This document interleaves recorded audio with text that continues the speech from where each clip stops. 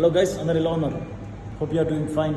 బంగ్లాదేశ్ ఫ్రెండ్తో పిలిచింది అనమాట. ఏమనంటే వర్క్ అయిపోయింది అప్పుడు వచ్చి టైం పాస్ రా మా షాప్కి రా కూసో ఏమైనా తాగి వెళ్ళిపో అని చెప్పి అంటే నచ్చిన ఉంటే ఇదే వాళ్ళ షాప్ వచ్చేసి చూపిస్తావా అని చూపిస్తాను. హాయ్ బోలో, గుడ్ గుడ్.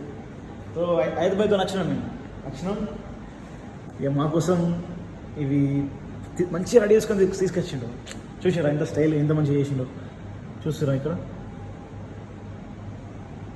అంటే మన దేశం కాదు, అంటే మన సేమ్ కంట్రీ కాదు, సేమ్ లాంగ్వేజ్ కాదు, కానీ ప్రేమ అనేది అంటే అంటారు కదా, మానవత్వం ఫ్రెండ్షిప్ అంటారు కదా, అట్లా అర్థమైందా?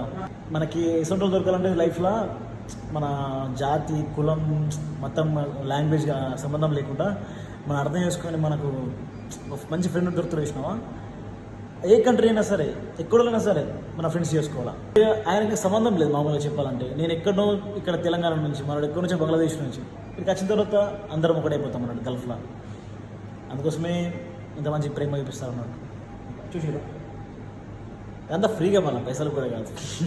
గాయ చూసిరా, ఇగో ఎంతమంది డిజైన్ చేసిన చూసిరా. ఇట్లుంటుంది మరి వీరు అంటే దీంట్లో ఇవి ఇది ఇచ్చిన అన్నట్టు. అంటే దీంతో ఫ్రూట్ని గుచ్చుకొని తినాలా. టేస్ట్ చేద్దాం ఒకసారి. ఇట్లా మన కోసం ప్రేమతో వేసాను కదా, టేస్ట్ చేద్దాం ఎట్లున్నా.